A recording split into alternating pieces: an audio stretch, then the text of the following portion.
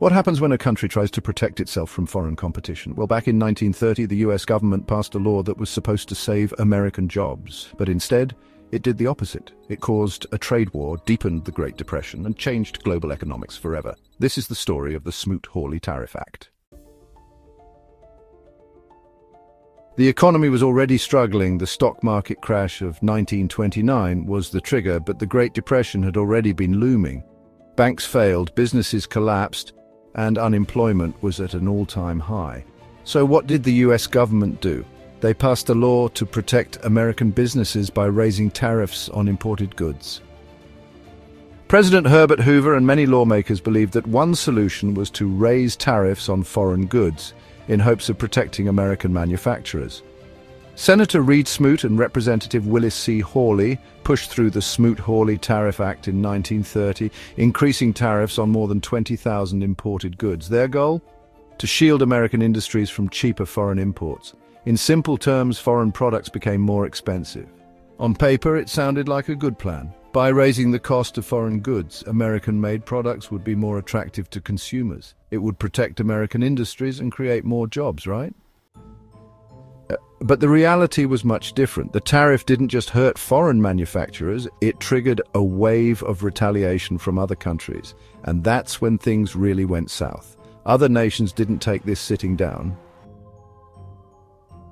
Countries like Canada, France, Germany, and Britain slapped tariffs on American goods in return.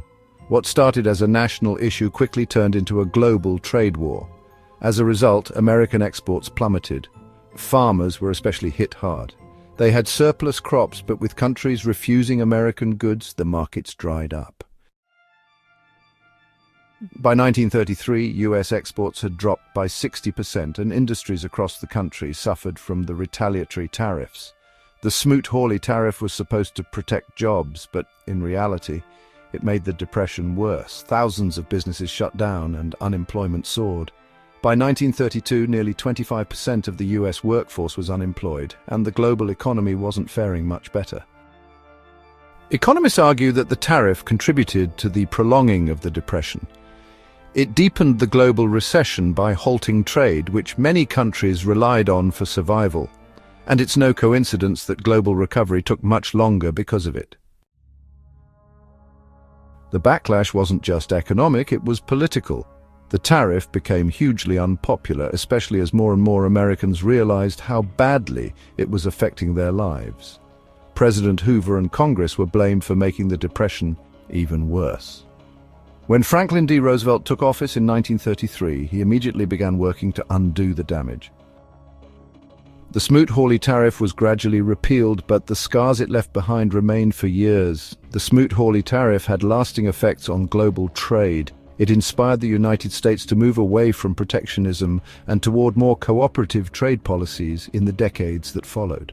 In 1934, the Reciprocal Trade Agreements Act was passed, allowing the US to negotiate trade deals with other nations without tariffs being the first option.